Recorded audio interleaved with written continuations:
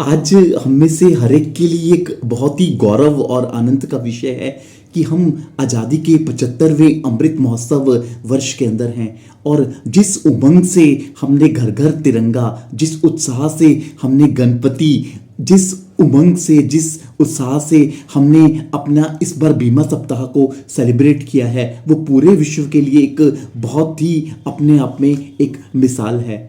लेकिन क्या आप मानते हैं कि जो फ्रीडम है वो फ्री नहीं है? आज़ादी की कोई ना कोई कीमत, कोई ना कोई जिम्मेवारी हम सबको चुकानी पड़ती है। तो ऐसे में हमारे बीमा परिवार ने एक बड़ा निर्णय लिया है, एक बड़ा संकल्प लिया है, एक प्रोजेक्ट शुरू करने का सोचा है कि जो आने वाले 100 दिन हैं, 100 दिनों में हम में से हर एक ने 75 परिवारों को मिलना है और इस प्रोजेक्ट के विषय में जानकारी देनी है, इस प्रोजेक्ट के विषय में जागरूकता देनी है। और दोस्तों, 100 दिन और 75 परिवार, लक्ष्य बहुत बड़ा है लेकिन समय बहुत कम है। तो मेरे को इसमें आप सभी का हाथ से हाथ मिलाकर सहयोग चाहिए होगा। और मैं आशा करूंगा कि क्या आप मेरा इस मिशन में मेरा साथ देंगे। ये मिशन ये है क्या? आप ये तो मानते हैं कि हर व्यक्ति की 3 अहम जरूरतें, रोटी, कपड़ा और मकान। इससे भी ऊपर हर परिवार की 3 और अहम जरूरतें हैं, जिसको कुछ परिवार तो जानते हैं, कुछ जानकर भी अनजान बने रहते हैं। तो आइए मैं आपको इस प्रोजेक्ट के विषय में जानकारी दूं। और यकीन मानिएगा कि अगर ये प्रोजेक्ट हमारा कामयाब हो जाता है तो आप अपने राष्ट्र निर्माण में इतना बड़ा सहयोग देंगे, इतना जो पूरे विश्व के लिए एक अपने आप में एक मिसाल होगा। बीमा परिवार के इस मिशन का सबसे पहला और मुख्य टॉपिक है, पढ़ेगा इंडिया तभी तो बढ़ेगा इंडिया। आज हर माता पिता ये सोचते हैं कि वो अपने बच्चों को वो पढ़ाई दें जो उनको स्वयं भी नहीं मिली है। तो बच्चे की उच्च शिक्षा का प्रावधान करना, बच्चे की ये सुनिश्चित करना कि बच्चा स्कूल जा रहा हो। लेकिन अगर भगवान ना करे परिवार में कोई अनहोनी घटना हो जाए तो बच्चे की शिक्षा चलती रहे, क्या आपने ऐसा कोई प्रावधान किया है?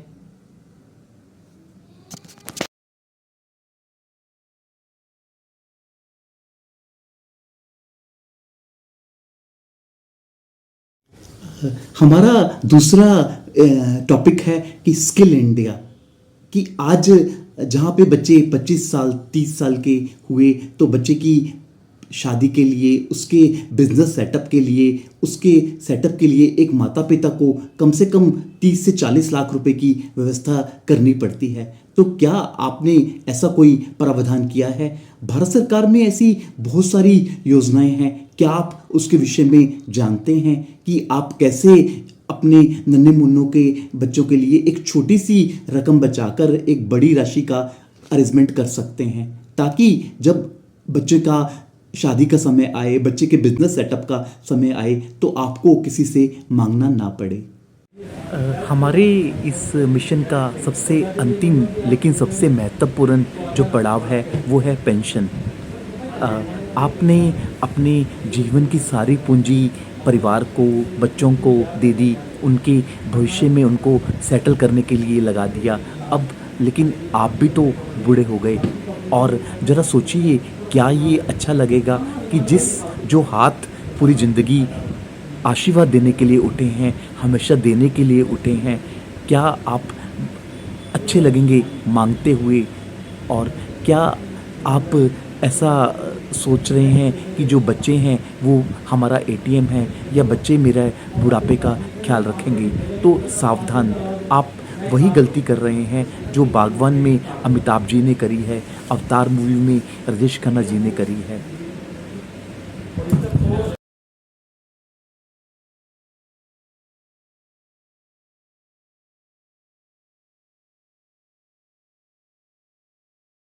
आप किसी भी व्यक्तिगत कारण से मेरे प्रपोज़ल को डिले कर सकते हैं।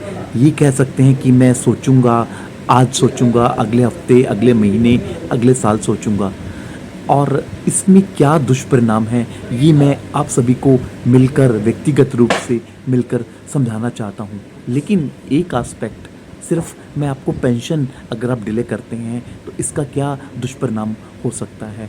ऐसा हो सकता है कि आप बुढ़ापे में गुजारा कर लें। ऐसा हो सकता है कि आप पुराने घर में ही रहकर अपना ज़िंदगी बसर करें, लेकिन आपको खाना तो खाना ही पड़ेगा। सुबह का नाश्ता 50 रुपए का, दोपहर का लंच 100 रुपए का, रात का डिनर 100 रुपए का, यानी कि 250 रुपए पर डे खाने का बंदोबस्त आपको करना ही पड़ेगा। और अगर इस चीज़ को हम देखते हैं तो एक महीने में आपको खाने के लिए 7,500 रुपए की ज़रूरत पड़ने वाली है।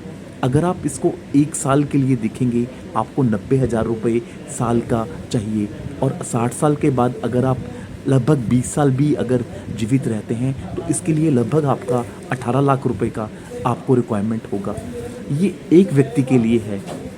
अगर आप अब साथ में अपनी पत्नी का भी सोच रहे हैं तो ये आपका 36 लाख रुपए का आपको रिक्वायरमेंट आने वाली है। अ, ध्यान दीजिए, मैंने इसमें आपके कोई भी medicine bill, electricity bill, mobile bill, luxuries को नहीं जोड़ा है, सिर्फ़ खाने की बात की है। तो अब चॉइस आपका है कि आपको कुछ सेविंग कर अपने बुढ़ापे के लिए कुछ बचत करना चाहते हैं, या जैसा चल रहा है वैसे ही चलने दें, और जब आप 60 साल के हो जाएं, किसी भी सोसाइटी के गेट पर, आप किसी भी एटीएम के ऊपर आपको एज ए वॉचमैन काम करना है। चॉइस आपका है, ज़िंदगी आपकी है।